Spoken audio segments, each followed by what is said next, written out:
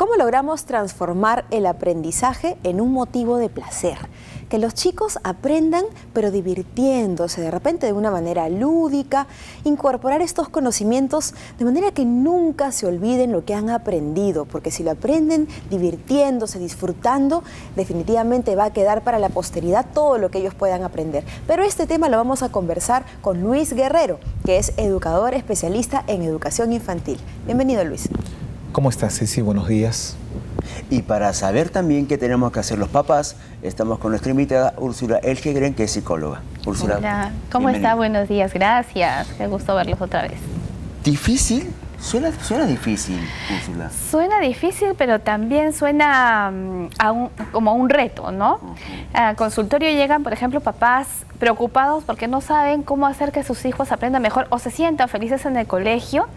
Y en realidad la respuesta yo la podría orientar a atender a esos alumnos desde sus estilos de aprendizaje, de repente ver cómo aprenden mejor, si son visuales, auditivos, kinestésicos, pero lo más fácil es enseñar a través del juego, no solo a niños, sino también a adolescentes, jóvenes y adultos. El juego invita a comprometerse con la actividad que se está realizando y hacer ese aprendizaje significativo, y vamos a tender a repetirlo, ¿no? Y a darle un sentido.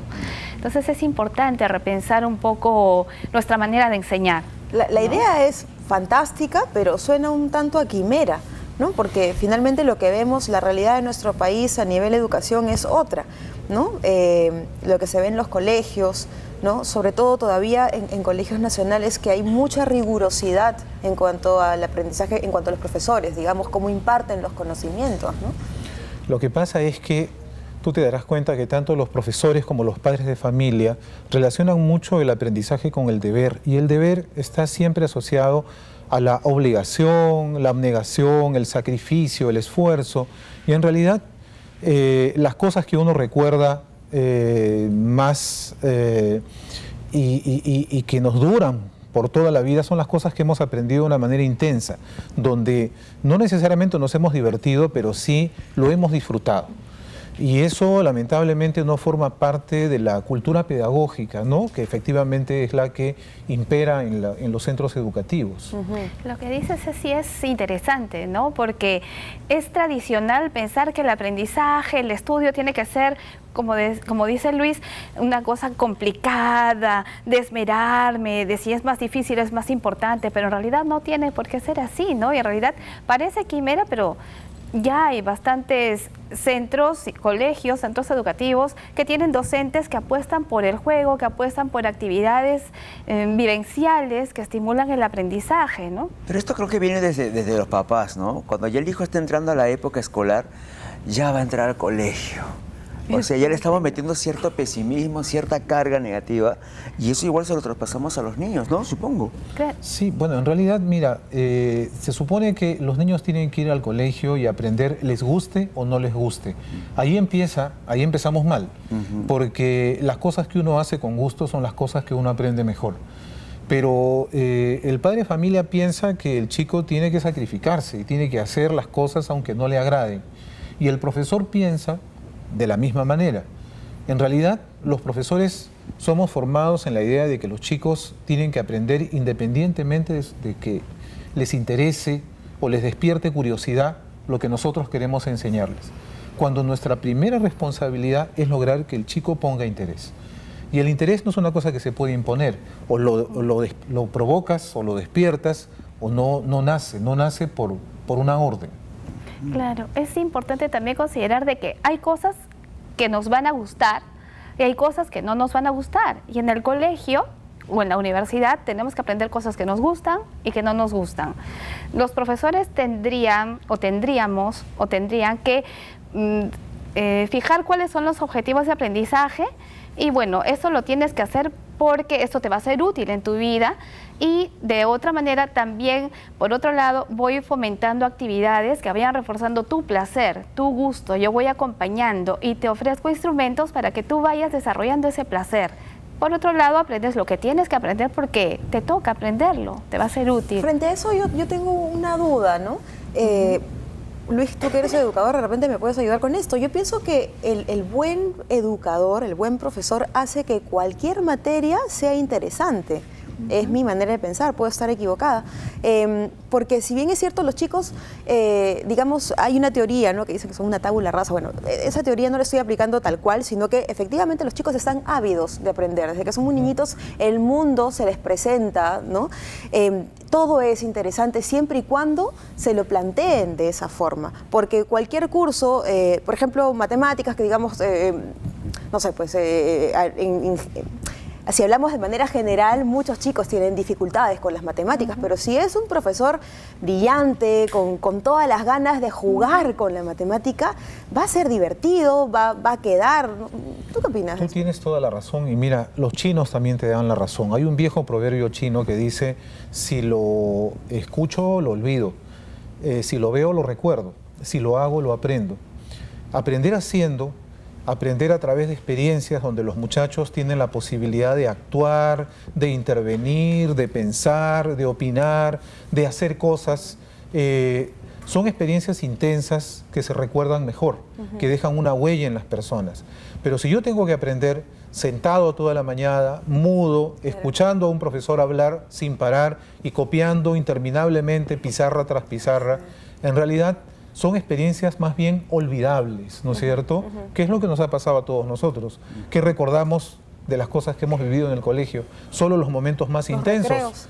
Y los momentos más intensos no necesariamente tienen que ver con la clase. Claro, Sí, pero ese es nuestro sistema actual, ¿no? En muchos colegios nacionales imparte todavía eso de dictar, exponer, pero no se hace, ¿no? Pero no hay que olvidar de que hay alumnos, sobre todo a las niñas, que les encanta escuchar y escuchar más que los niños. Los niños son más de movimiento, porque los cerebros son distintos entre niños y niñas. Entonces hay que atender esas necesidades.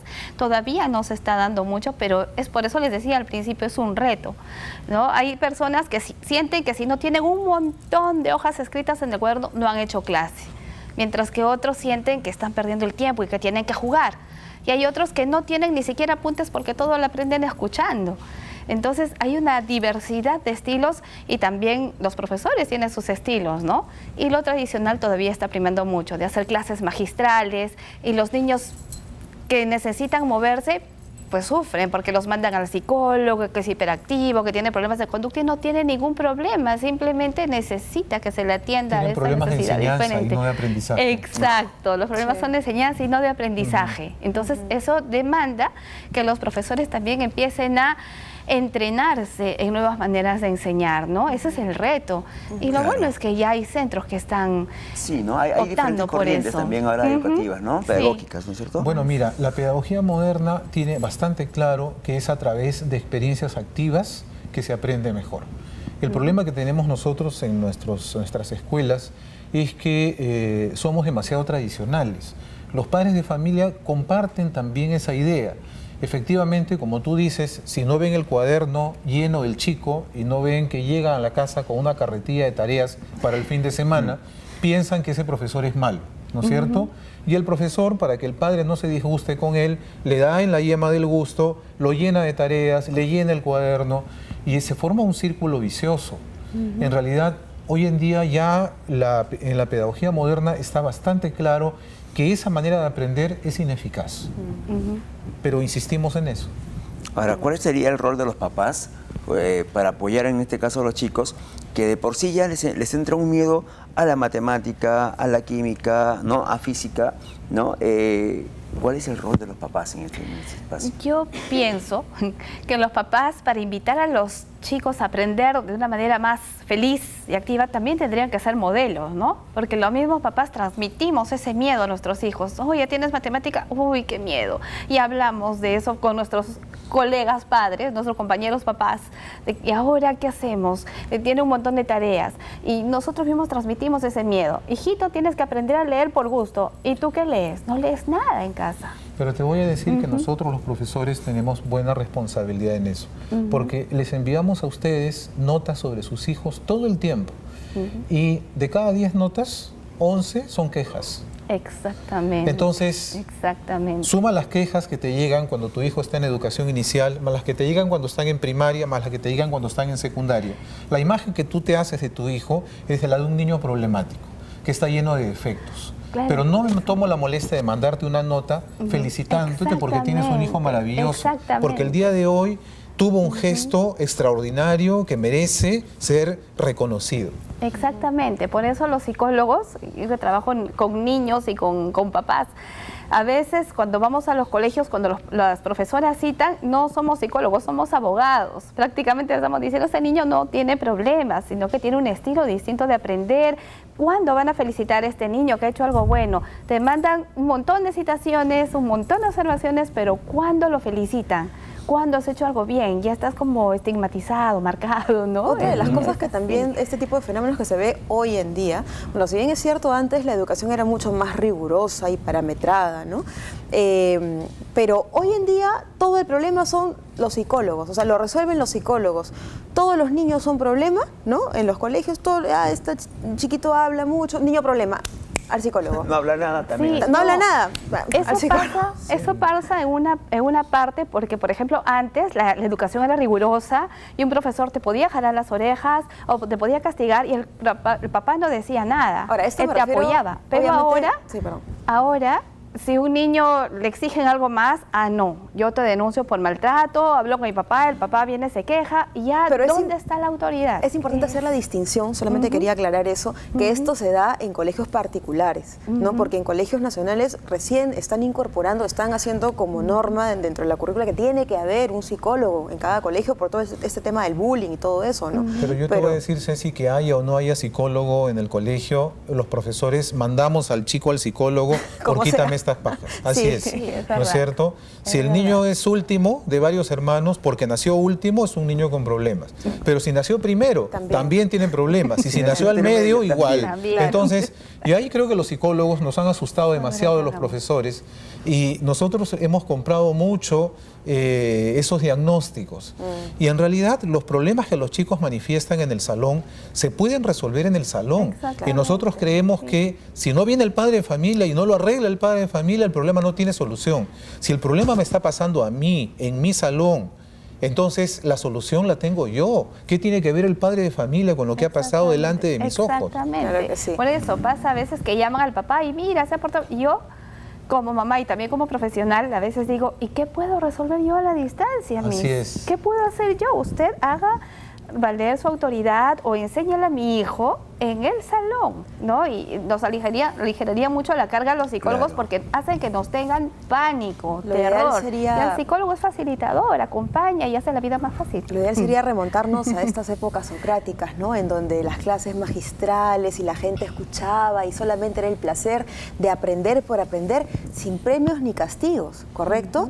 Pero ¿qué les parece si nos vamos a un corte y regresamos luego de este corte con este tema, educar sin premios ni castigos? Con eso volvemos.